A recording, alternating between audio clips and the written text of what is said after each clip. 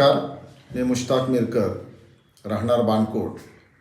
सध्या रत्नागिरी जिल्ह्यामध्ये जिल्हा परिषद आणि पंचायत समिती सार्वत्रिक निवडणुका 2026 याची कार्यक्रम जाहीर झालेला आहे आणि 5 तारखेला त्याचं मतदान होणार आहे. या अनुषंगाने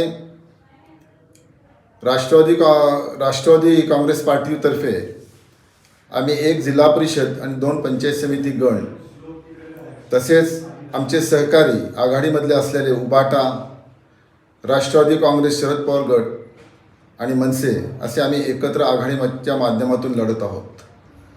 आज आमच्या भागामधली तालुक्यामधली जी परिस्थिती पंचायत समिती आणि जिल्हा परिषदच्या निवडणुकी संदर्भात जी आहे ती अतिशय पोषक असं वातावरण या भागामध्ये आहे.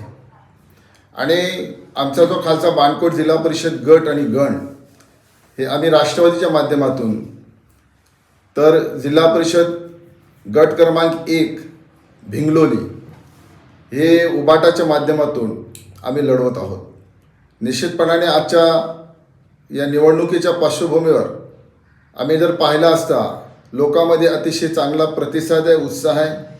आणि म्हणून मागची थोडी पार्श्वभूमी जर सांगितली तर 2012मध्ये देखील उमरोली, त्यावेळच्या उमरोली गणामधून माझी मिसेस मेहताब मिरकरी पंचायत समितीला निवडून गेलेली होती. त्याच्यानंतर 2012मध्ये देखील मी त्या ठिकाणाहून निवडून गेलेलो होतो. मी 2 ठिकाणी आम्ही त्यावेळेला विजय प्राप्त केलेला होता. त्यावेळेला काँग्रेसचे त्या ठिकाणी जिल्हा परिषदेचे देखील सदस्य त्या ठिकाणी निवडून गेलेले होते. आणि आज जो वातावरण आहे त्याच्यामध्ये जो जनतेतून मिळत असलेला प्रतिसाद, या पद्धतीने प्रकाश शेठ आमचे शिगवण हे जिल्हा परिषद आणि मी स्वतः पंचायत समितीमध्ये आम्ही आहोतच या भागामध्ये. आणि आमच्या उर्वरित त्या जिल्हा परिषदमध्ये भिंगलोलीमध्ये आमचे संतोष शेठ आहेत, त्यांचे दुसरे 2 सहकारी आहेत.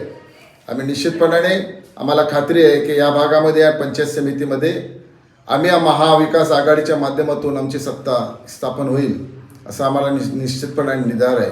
आणि त्याच्यामध्ये आमचे जे नेते आदरणीय सुनीलजी तटकरे साहेब यांच्या मार्गदर्शनाखाली आमचे तालुक्याचे सगळे पदाधिकारी आहेत. आमचे तालुकाध्यक्ष मुझफ्फरबाई आहेत, आमचे समदभाई मुकादम आहेत, मुनीमबाई आहेत, तसेच अनेक आमचे जे पदाधिकारी आहेत, हे सगळ्यांच्या माध्यमातून मार्गदर्शनाखाली आम्ही या निवडणुकीला सामोरं जातो आहे.